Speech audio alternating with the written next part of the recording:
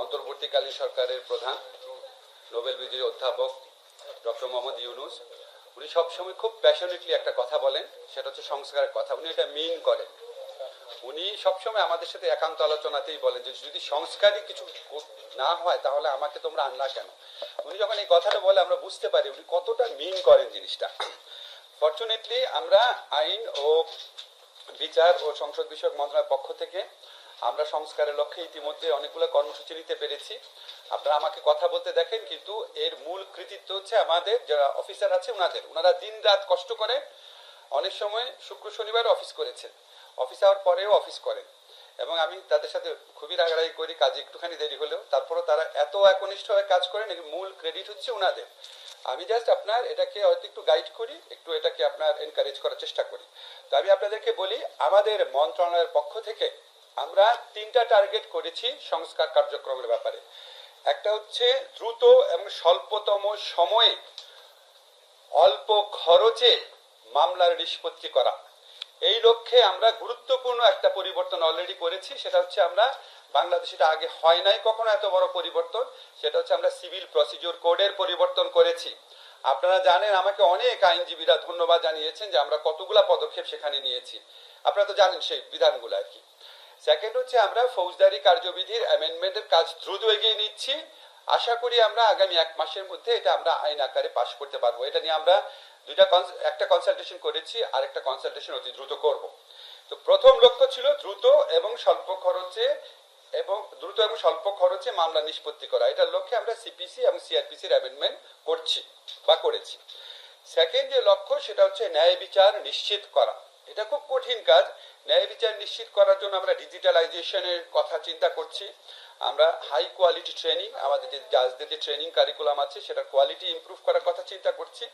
জাজদের accountability বাড়ানোর কথা চিন্তা করছি। আপনারা জানেন, আমরা যারা জাজ আছেন, যারা আইন বিভাগে যারা কর্মচারী আছেন, কর্মকর্তা আছেন, সবার আমরা সম্পদ বিবরণী সংগ্রহ করেছি। সেটা নিয়ে আমরা ভবিষ্যতে আরো কাজ করব। এছাড়া আমরা আইনজীবীদের সাথে সহযোগিতায়, ওনারা অনেক সহযোগিতা করছেন আমাদের, ওনাদের সাথে সহযোগিতা করে আমরা দ্রুত ন্যায় বিচার নিশ্চিত করার যে আমাদের সেকেন্ড লক্ষ্য সেটা পূরণ করার চেষ্টা করছি।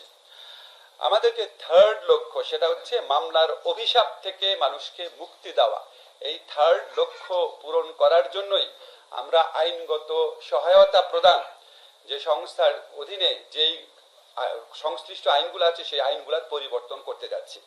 আজকে সেই আইনগত পরিবর্তনের মাধ্যমে সরকারিভাবে আইনগত সহায়তা, আইনগত সেবা দেওয়ার প্রক্রিয়া আমরা আরো অনেক দক্ষ, কার্যকরী, দ্রুত করার লক্ষ্যে কিছু পদক্ষেপের কথা চিন্তা করছি। সেগুলি প্রেজেন্ট করা হয়েছে। এখানে আমাদের যারা আইনগত বেসরকারি পর্যায়ে যারা আইনগত সহায়তা প্রদান করে থাকেন, আমাদের যারা সিনিয়র আইনজীবীরা আছেন, আমাদের যারা লিগ্যাল এইড কর্মকর্তারা আছেন, ওনারা সবাই ইনপুট দিয়েছেন। সবার কাছে আমি অশেষ কৃতজ্ঞতা জানাচ্ছি। আজকে ছুটির দিনে আপনারা সবাই আমাদের আহ্বানে আসছেন। ইউএনডিপির পক্ষ থেকে আসা হয়েছে, আমাদের যে জার্মানি, এটার নাম কি, জিআইজেড এর পক্ষ থেকে এসেছেন, সবাইকে অনেক ধন্যবাদ। আইএলওর পক্ষ থেকে এসেছেন, ধন্যবাদ সবাইকে। আমি শুধু আজকে আমাদের লক্ষ্যটাকে আপনাদের সাংবাদিক ভাইদের সহায়তার জন্য একটু খুলে বলছি। আমরা আপনার এই আইনগত এই সহায়তা সংস্থাতে যখন আসলাম, প্রথম মিটিং করার পর আমি জানলাম যে ওনারা বাংলাদেশে 5 লক্ষ মামলা হয় প্রত্যেক বছরে, অ্যাভারেজে। সেখানে মাত্র 35,000 আমরা এই লিগ্যাল এইড সার্ভিসের, সরকারি লিগ্যাল এইড সার্ভিসের মাধ্যমে নিষ্পত্তি করতে পারি। তো আমি ওনাদের থেকে 2টা খুব এনকারেজিং তথ্য পেলাম।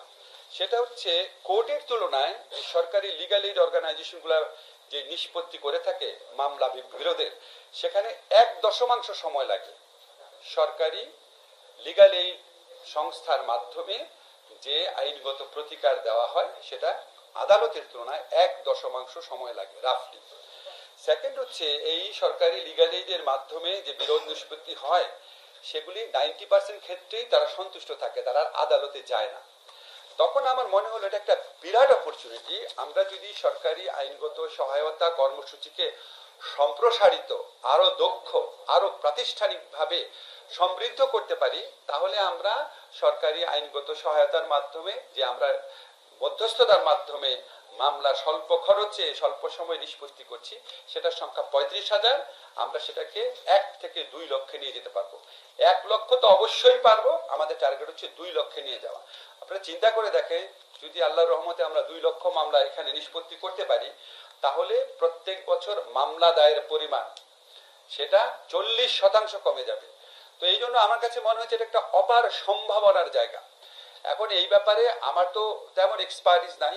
আমি এই জন্য আমাদের যারা আইন বিচার বিভাগের কর্মকর্তারা আছেন, জাতীয় আইনজীবী সংস্থার যে পরিচালক আছেন এবং মাসুদা ওখানে অনেক বছর ধরে কাজ করতেন, সবার সাথে কনসাল্ট করে আমরা আইনগতভাবে পরিবর্তনগুলো করেছি। পরিবর্তনগুলো কি কি? পরিবর্তনটা হচ্ছে মূলত আমরা যে জাতীয় আইনগত সহায়তা সংস্থা আছে, এটার আন্ডারে যে আইনগত সহায়তা দেওয়া হয়, প্রত্যেকটা জেলাতে একজন জাজ আইনগত সহযোগিতা দিতেন। তা আমরা সেটাকে 3 জন জাজে পরিণত করছি। 2 জন হচ্ছে এক্সিস্টিং জাজ যারা কর্মরত আছেন, আরেকজন হচ্ছে অবসরপ্রাপ্ত জেলা এবং ডিস্ট্রিক্ট জাজ। কেন আমরা অবসরপ্রাপ্ত জেলা ডিস্ট্রিক্ট জাজের আনলাম? কারণ ওনাদের সুদীর্ঘ অভিজ্ঞতা আছে আর মানুষের একটা কনফিডেন্স আছে। মানুষ যদি মনে করে একজন অবসরপ্রাপ্ত জেলা এবং ডিস্ট্রিক্ট জাজ, সরি জেলা এবং দায়রা জাজ আমার মামলাটা নিষ্পত্তি করে দিচ্ছে, ওনার একটা কনফিডেন্স ফিল করে। এটা হচ্ছে একটা মৌলিক একটা বিধান সংযোজন করা। সেকেন্ড হচ্ছে খুবই ইম্পর্টেন্ট যেটা, সেটা হচ্ছে অনেকগুলো মামলা এখন কিন্তু আপনার মধ্যস্থতার জন্য যে আশা সেটা হচ্ছে ভলান্টারিলি করে পক্ষরা, কিন্তু আমরা বলছি কি মধ্যস্থতার জন্য আশাটাকে আমরা ম্যান্ডেটরি করে দিচ্ছি ছোট ছোট মামলার ক্ষেত্রে। যেমন আপনার চেক ডিজঅনারের মামলা 1 লক্ষ 1.5 লক্ষ টাকার মামলা থাকে। আমাদের যারা কৃষক সম্প্রদায়ের লোকজন আছেন, অসচ্ছল লোকজন আছেন, তারা অনেক অনেক ভোগান্তির শিকার হন এসব মামলার জন্য। সেগুলি তো আমরা মধ্যস্থতা করে শেষ করে দিতে পারি। পারিবারিক যে বিরোধ সেগুলি আমরা মধ্যস্থতা করে শেষ করতে পারি। কম্পাউন্ডেবল কিছু ছোট ছোট ফৌজদারি অপরাধ আছে, নামই কম্পাউন্ডেবল, আপোষযোগ্য।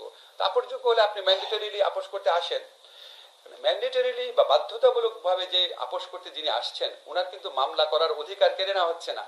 উনি যদি মধ্যস্থতায় সন্তুষ্ট না হন উনি অবশ্যই মামলা করতে যেতে পারবেন।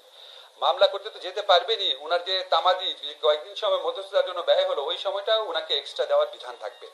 কাজে আমরা মধ্যস্থতার জন্য আশাটাকে বাধ্যতামূলক করছি, মধ্যস্থতার রায় মেনে নেওয়াকে বাধ্যতামূলক করছি না। ঠিক আছে? কাজে এটা কারো কোনো অধিকার কেড়ে নেওয়ার ব্যাপার এখানে থাকছে না।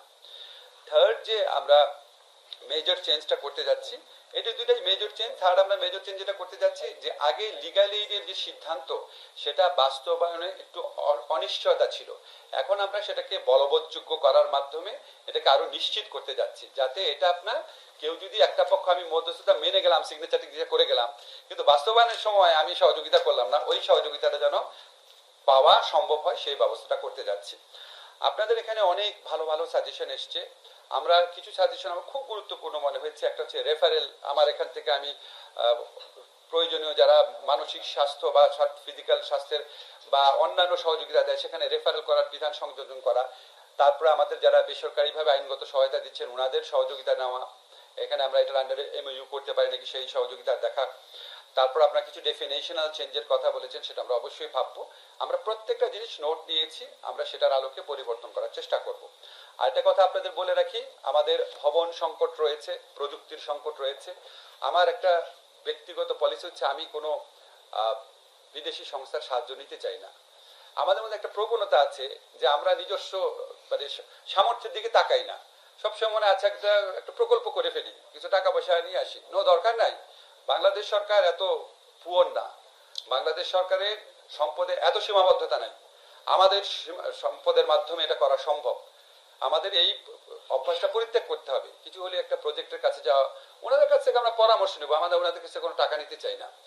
আমাদের যদি কোনো জায়গায় লিগাল এইড দিতে গিয়ে যদি আমাদের সমস্যা হয়, ভবন স্থান সংকুলন হচ্ছে না, আমরা ব্র্যাকের কাছে যাব, ব্লাস্টের কাছে যাব, প্রশিকার কাছে যাব, আপনাদের সাথে এমওইউ করবো যে ভাই আপনি সপ্তাহে 2টা দিন আপনার বিল্ডিংটা যে ছুটির দিনটা আছে সেটা আমাকে ইউজ করতে দেন। আমরা এগুলিকে এক্সপ্লোর করি না, আমরা প্রথম এগুলি এক্সপ্লোর করব। আমরা আমাদের নিজস্ব সামর্থ্যের ভিত্তিতে ইনশাআল্লাহ আমাদের যে থার্ড অবজেক্টিভটা আপনাদের বললাম, মামলার অভিশাপ থেকে মানুষকে মুক্তি দেওয়া, সেটার লক্ষ্যে ইনশাআল্লাহ লক্ষ্য স্থির করেছি। 1 জুলাই থেকে কাজ শুরু করব। সবসময় আমি একটু কঠিন লক্ষ্য স্থির করি, লক্ষ্য স্থির করলে 1 জুলাই না হলেও অন্তত 15 জুলাইয়ের দিকে আমরা কাজ শুরু করতে পারবো ইনশাআল্লাহ। আজকে আমাদের যে হাজারো যে ছাত্র জনতা তাদের জীবনের বিনিময়ে, তাদের অসীম আত্মত্যাগের বিনিময়ে নতুন বাংলাদেশ গড়ার যে সুবর্ণ সুযোগ আমাদের কাছে এনে দিয়েছে, আমরা মনে করি মামলার অভিশাপ থেকে মানুষকে মুক্তি দিলে, ন্যায় বিচার নিশ্চিত করলে আমরা সেই লক্ষ্যে কিছুটা হলে অবদান রাখতে পারবো। আপনাদের সবার সহযোগিতা